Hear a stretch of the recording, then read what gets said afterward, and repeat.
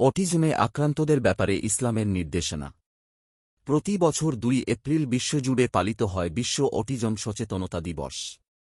এই দিনটি আমাদের স্মরণ করিয়ে দেয়, সমাজের প্রতিটি মানুষই মর্যাদা ও ভালোবাসার যোগ্য।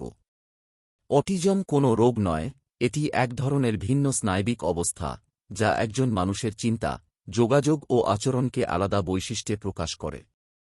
ইসলাম অটিজম আক্রান্ত মানুষদের প্রতি অন্যান্যের মতোই সম্মানজনক দৃষ্টিভঙ্গি লালন করে। কেননা আল্লাহ বলেন, আমি আদম সন্তানকে সম্মানিত করেছি। সূরা ইসরা আয়াত ৭০। এই আয়াত স্পষ্ট করে, শারীরিক বা মানসিক পার্থক্য কোনো মানুষের মর্যাদা কমায় না। তাই অটিজমে আক্রান্ত একজন শিশুও আল্লাহর সম্মানিত সৃষ্টি, তাদের প্রতি অবহেলা বা বৈষম্য ইসলামের পরিপন্থী। আর ইসলামে সহমর্মিতা ও দয়া হল ঈমানের অবিচ্ছেদ্য অংশ। রাসূল শাহ বলেছেন, আল্লাহ তাআলা ওই ব্যক্তির ওপর দয়া করেন না, যে মানুষের ওপর দয়া করেন না। সহিহ বুখারী হাদিস ৫৯৯৭। অটিজমযুক্ত মানুষদের সঙ্গে ধৈর্য, সহানুভূতি ও ভালোবাসা প্রদর্শন করা শুধু মানবিক কর্তব্য নয়, এটি ইবাদতেরই একটি রূপ। তাদের বুঝতে চেষ্টা করা, পাশে দাঁড়ানো, এসবই ইসলামের সৌন্দর্যকে ফুটিয়ে তোলে। আর অটিজমে আক্রান্ত ব্যক্তিদের যত্ন নেওয়া একটি আমানত বটে। এই আমানত ইসলামে পরিবার ও সমাজের ওপর বিশেষভাবে অর্পিত।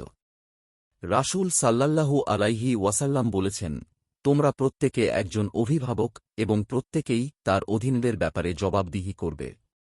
সহিহ মুসলিম হাদিস ১৪২৯।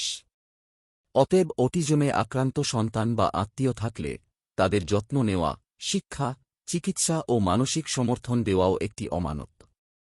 আর পবিত্র কোরআনে আল্লাহ তাআলা বলেন, নিশ্চয়ই আমি তোমাদেরকে কিছু ভয়, ক্ষুধা এবং সম্পদ ও জীবনের ক্ষতি দ্বারা পরীক্ষা করব, আর ধৈর্যশীলদের সুসংবাদ দাও।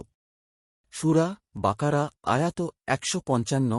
অটিজমে আক্রান্ত সন্তান অনেক সময় পরিবারের জন্য চ্যালেঞ্জ নিয়ে আসে, কিন্তু ইসলাম এটিকে পরীক্ষা ও সোয়াবের সুযোগ হিসেবে দেখায়। ধৈর্য, ভালোবাসা ও চেষ্টা, এসবের বিনিময়ে আল্লাহ বিশেষ প্রতিদান দেন। নিয়মিত ইসলামিক এবং স্বাস্থ্য বিষয়ক ভিডিও পেতে লাইক, কমেন্ট, ফলো এবং চ্যানেলটি সাবস্ক্রাইব করে পাশে থাকবেন। মহান আল্লাহ আপনাকে উত্তম যা দান করুক। আমিন।